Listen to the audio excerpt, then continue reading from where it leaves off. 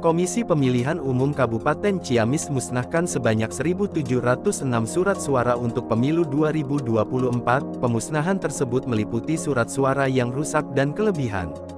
Ketua KPU Kabupaten Ciamis, Oong Ramdhani mengatakan, pemusnahan surat suara tersebut sesuai dengan Peraturan Komisi Pemilihan Umum (PKPU) Nomor 25 Tahun 2023. Surat suara yang dimusnahkan itu dengan kategori rusak dan ada kelebihan surat suara. Surat suara yang rusak ditindaklanjuti secara hukum dengan cara dimusnahkan. Selain bagian dari regulasi pemilu, pemusnahan surat suara sisa dan rusak ini bertujuan agar tidak disalahgunakan pada saat pelaksanaan pencoblosan, katanya.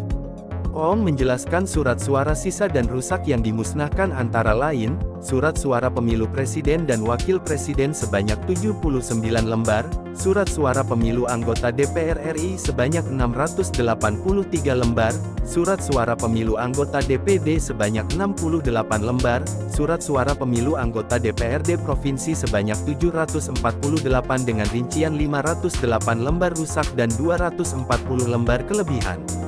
Selain itu, ada juga surat suara untuk DPRD Kabupaten Ciamis sebanyak 128 lembar dengan rincian, surat suara DPRD Ciamis Dapil 1 sebanyak 40 lembar, Dapil 2 sebanyak 7 lembar, Dapil 3 sebanyak 22 lembar, Dapil 4 sebanyak 23 lembar, Dapil 5 sebanyak 17 lembar, dan surat suara DPRD Ciamis Dapil 6 sebanyak 19 lembar. Pemusnahan surat suara ini merupakan hasil sortir dan lipat yang telah kami lakukan. Saya jamin besok tidak ada surat suara rusak karena sudah dilakukan sortir lipat kemudian disetting juga dicek kembali, tandasnya. Pemusnahan ini dilakukan sesuai dengan PKPU 25/2023. Kenapa dilakukan pemusnahan? Ini kan takut disalahgunakan karena kategori surat suara itu, ini kan hasil sortir tanya. Ada yang rusak, kemudian ada kelebihan surat suara. Total yang dimusnahkan pada malam hari ini adalah 1.706 surat suara dengan kategori rusak dan kelebihan surat suara. Untuk presiden dan DPRD ada berapa Pak? Untuk presidennya berapa?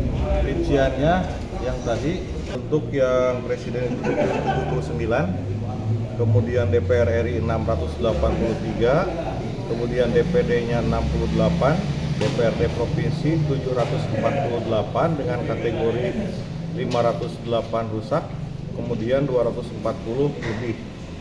Kemudian DPRD Kabupaten Kota 128, jumlahnya 1706. Untuk lihat TPS, kemudian tadi kami juga semua monitoring ke TPS memastikan yang pertama logistik.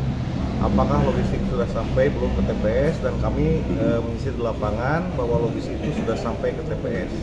Kalaupun ada yang belum, dipastikan hari ini atau malam ini sudah sampai di TPS. Kemudian terkait dengan kesiapan petugas KPPS, insya Allah semuanya siap. Pesannya tentunya kan malam ini mereka bekerja, tapi kami menginstruksikan bahwa harus istirahat, menjaga kesehatan, jangan sampai besok terjadi kelelahan yang mengakibatkan nanti proses pemungutan dan penghitungan suara terhambat.